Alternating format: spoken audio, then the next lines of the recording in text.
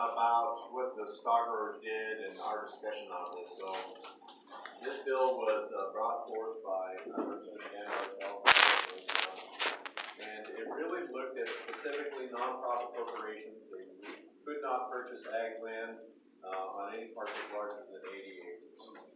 And so that was kind of the goal behind it.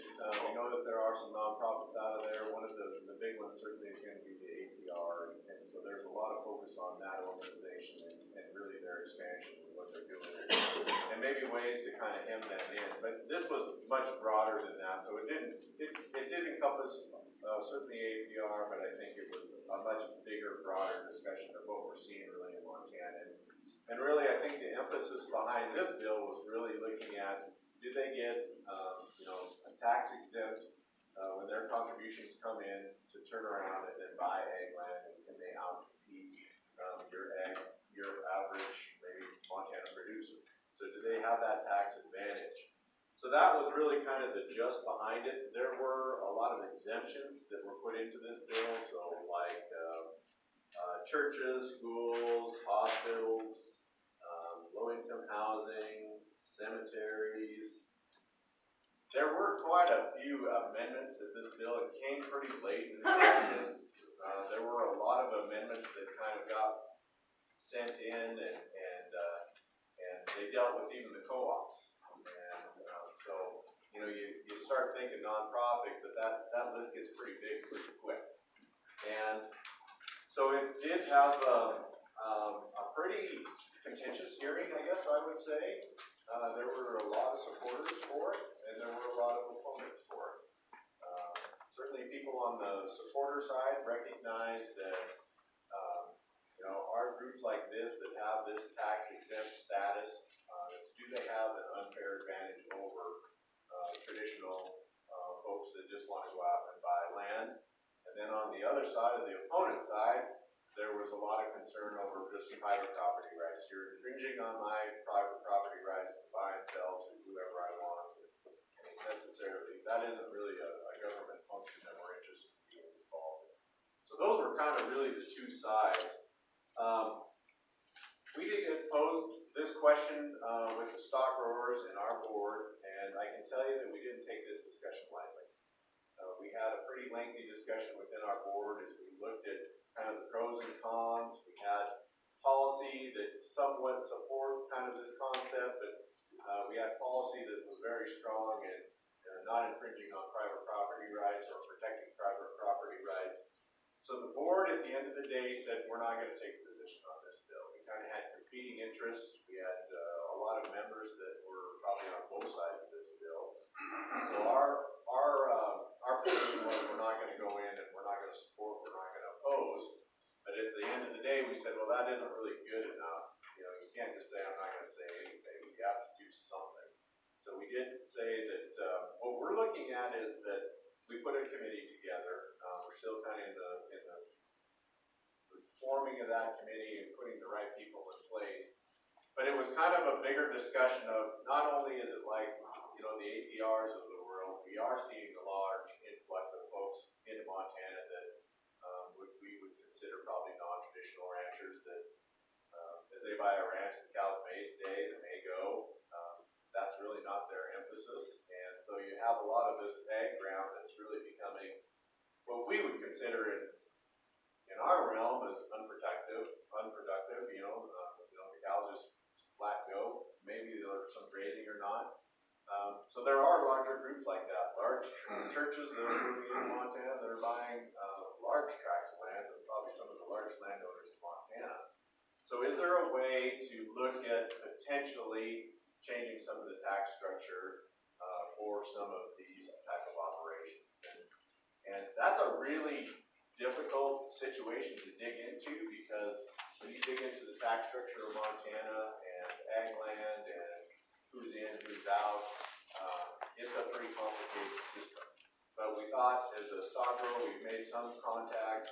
We've even talked with Bob Story with Montana Taxpayer Association, who I think we would all agree is pretty knowledgeable when it comes to having some of these discussions. And even in our initial discussions with him, he's like, well, you got to get that narrowed down to some pretty specific points of what you really So that's kind of the emphasis that the Stockgrowers has taken. We want to continue to work on this. We want to kind of look at different avenues, recognizing kind of the position that we took on this particular bill, but still recognizing that there is a big issue out there in Montana. We want to make sure that our ranching community continue to be viable, and if there's opportunities to expand, we want to make sure that we have that opportunity also. We don't want to necessarily uproot the entire tax structure of Montana, but if there are folks that don't really fit into the category that are taking advantage of the ag rate, then maybe there's something that we could look at there too. So that's kind of what we did. At the end of the day, this bill ultimately did make it out of committee. It did have a lot of amendments, like I mentioned. There was a lot of discussion about it. I wouldn't be surprised if we would see this bill again, or a version of this bill again. But that's what we did for the Stockgrowers. So I wanted to make sure that I kind of explained that to you, letting people know exactly what our position was. We did have a lot of calls on both sides of supporters and opponents that said, what position are you guys taking? So we explained to them, but we thought it would be more importantly, we'd have this discussion in front of the tax committee here at midyear, just to make sure that people knew what we did, what the position, and really why we did what we did. So from then, I guess I would just kind of open up to discussion if anybody's got any thoughts or direction. We don't have any new policy proposed on this to change the policy that we kind of, or our decision on what we did with this. Once again, we just thought it was appropriate because we're kind of right here in the neighborhood when this bill was drafted, and the legislator that brought it, we thought maybe it would be appropriate to kind of just apply that discussion. So, anybody got any thoughts on that? Certainly. So Jay, just kind of what my plan is, when President Steinweiser called me back in January and asked me to chair this committee and sort of work on this issue, and then I looked at what happened to 677. First of all, that bill, and I wasn't there, so I don't know what this specific for. That bill came way late. Didn't have a hearing until March 30th.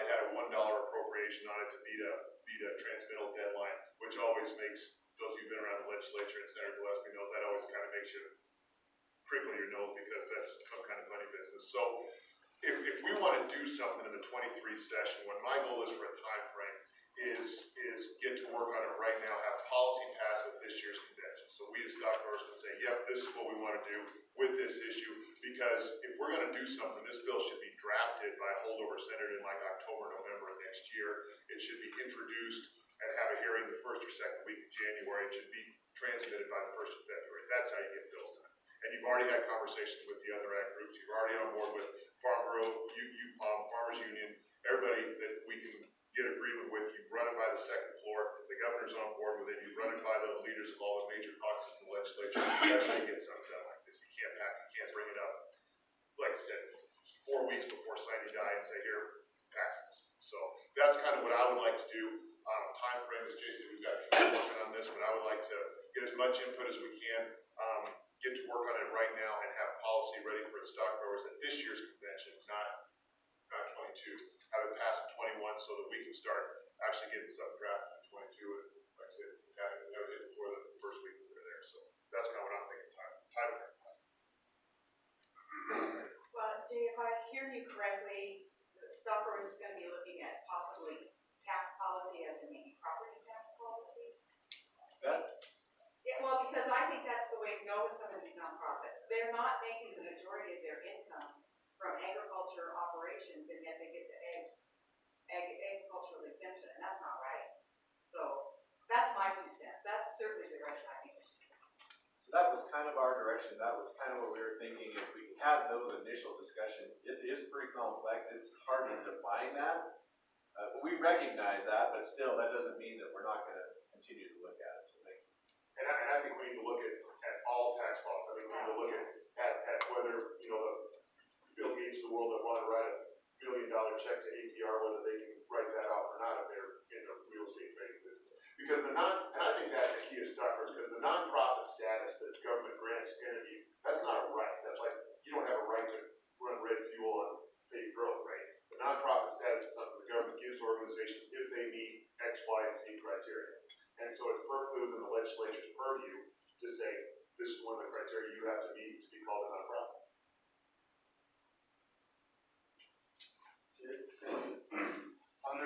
land use 012, but is that something we could look at to either add or retract to make that a little broader, other than federal agencies?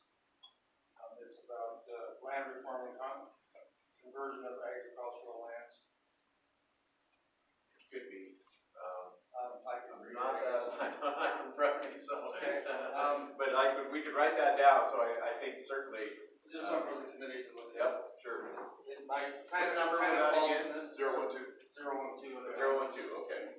That's the one that came up in our committee yesterday, and we put it up on board, pointing out to them relevant to the 30-30. That's a similar one, well, it's the same exact policy under land use in our committee. Okay. And it's viable for something like this, quite possibly. It is. There's only 2 sentences right at the last. That's all you need to read. What we thought was interesting, I guess, was the American Prairie Reserve had an article in the Lewistown paper saying, pointing out they were really proud of themselves. Actually, they were leasing pasture to 13,000 head of livestock cattle, which is because they haven't gotten the permits changed to bison yet, of course. So we figured if they, if you consider $25 an AUM, which is cheap actually, for 13,000 head for 6 months, which would be a typical BLM permit, that comes out to $1.95 million that they're not being taxed on because they're a nonprofit. So, you know, for the rest of us, I guess, it just seems like there has to be some way. Maybe it's not just property taxes that we look at. And I honestly, someone asked, how do you know they're not paying income taxes? Well, I wrote that as an editorial and they never rebutted it. Normally they're right on top of that. If we point anything out that is not accurate, they would have said so. And you can't just ask the Department of Revenue if they're paying income taxes on that, of course, but you can look at their income taxes online, and so far we haven't seen that kind of income showing up as a nonprofit. So there's all kinds of avenues that they're competing unfairly with the rest of us as far as it gives them an advantage when they go to buy land. So is there an accountant in the room that can answer this question for us? Do they pay taxes on the lease payment that they get? Because there's always people talking about it, but no one ever. I'm not an expert on accounting, so I don't know, but I don't know if that's an accurate statement or not. Potentially. So you're an accountant, please. Right, we do have 2 accountants in the room. We have 3 in the room. Awesome. That's even best. I'm a CPA with Leslie in Havre. This is Ryan saying it all. He's been telling them we'll be presenting next. But when a nonprofit runs a side business that doesn't fall under their nonprofit status, they should potentially be paying tax on that income. I don't know what their nonprofit, what all it encompasses, and so I can't tell you if this side rental income would fall under what their nonprofit is set up to be a nonprofit for or not. So they could potentially, they also could not potentially. And where's the check and balance? Because we were asked that question and I haven't found anyone to answer that yet. So if they aren't paying it, how would we find that out and what do you do about it, or who enforces it? Well, the IRS would enforce it. They would have to be audited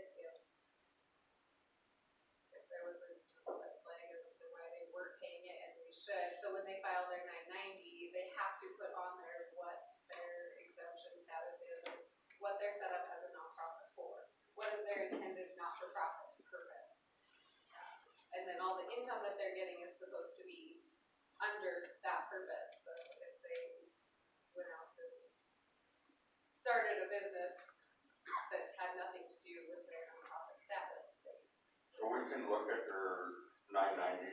Yes. It's on their website. Yeah, so it should say on there what their nonprofit, why they got designated as a nonprofit in the first place, what are they set up to do. So a tax expert could look at that and then determine how that income should be treated.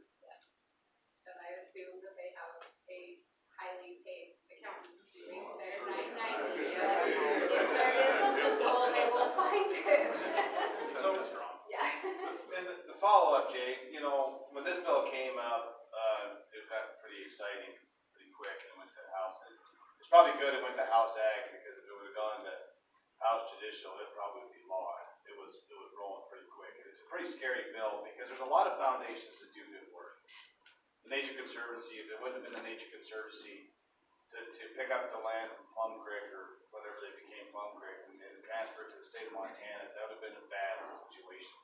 Somebody from out of state would follow that Plum Creek land. The Arthur Blunt Foundation, the list goes on, the foundations that do really good work. And so for us to throw out, you know, so to speak, the baby with the bathwater, because we're trying to get APR potentially, I thought was extremely dangerous. We didn't put a lot of thought into it. So, but I would propose that we bring in the Arthur Blunt Foundation, the Nature Conservancy, bring those folks in and actually have a discussion with them about what does and what doesn't work. So that as we enter this cycle, because this, Eric is right, this bill will come back, and it will have a steam this time, and I don't know if it can be stopped, and I don't know if it's the best thing for us, in the long run. Good, thank you, good comment. Yes. So Dana had mentioned the the policy 012 and, about the stock growers opposing land acquisition by the federal government. And I just think in the current climate that we are in with the federal administration and 30 by 30, it may become rampant. We're looking at the 73 ranch over here, you know, and that's a big problem there. The land acquisition, there's 12,000 acres. And sometimes these nonprofit organizations, I'm sorry, but they are teaming. And you don't know, because it's kind of behind the scenes, but the Rocky Mountain Elk Foundation and I'm not just singling out the American Prairie Reserve, because I think that's dangerous too. But the Rocky Mountain Elk Foundation got a hold of the Two Crow and later turned it over to the federal government. Is that what we really want? And it just they need to have side rails on them.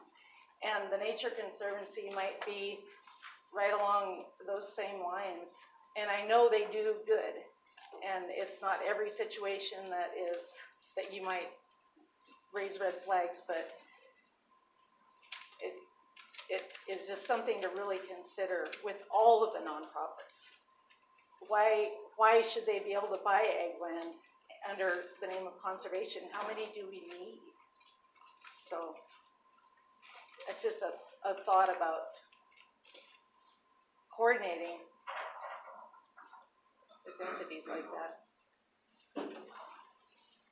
All right, well, I know this is a big issue, and we got a lot of work to kind of tackle to even dig into this, so I just rest assured, the chairman here has a strong interest in that, and our association does too, so we'll be getting to work on that.